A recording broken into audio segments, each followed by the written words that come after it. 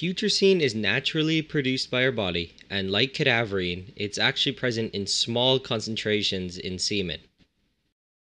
And again, just like cadaverine, it is a major contributor to the stench of rotting animal remains.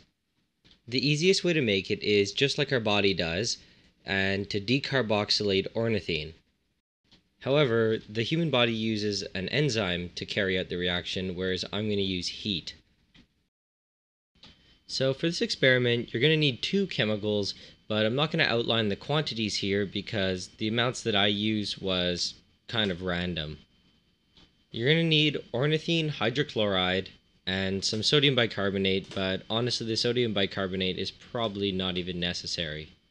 This experiment isn't particularly dangerous, but be aware that anything that putrescine comes into contact with is going to reek, and it's going to be very hard to get the smell to go away.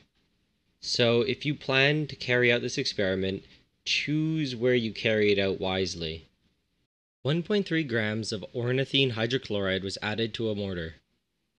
To this, 0.9 grams of sodium bicarb was added.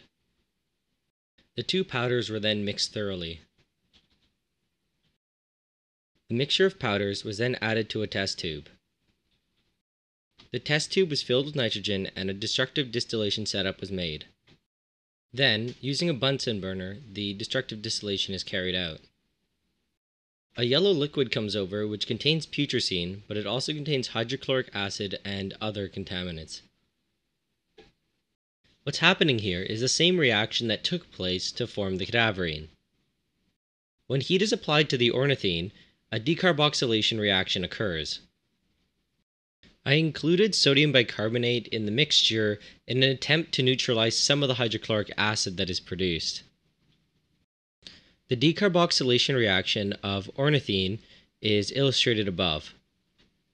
With heat, the ornithine is decarboxylated to produce putrescine and carbon dioxide gas. I continue applying heat until I've boiled off as much of the liquid as I possibly can into the test tube.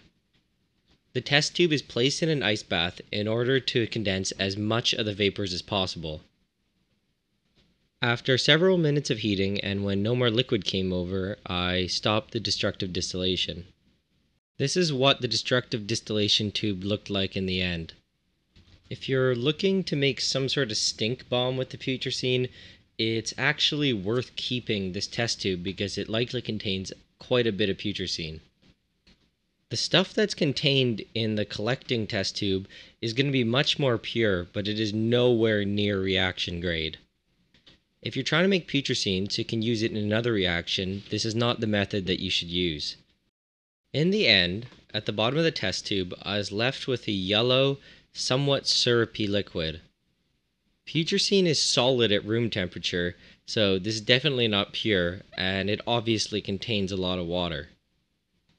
Nonetheless, there is still quite a bit of putrescine here, and the stench is quite strong.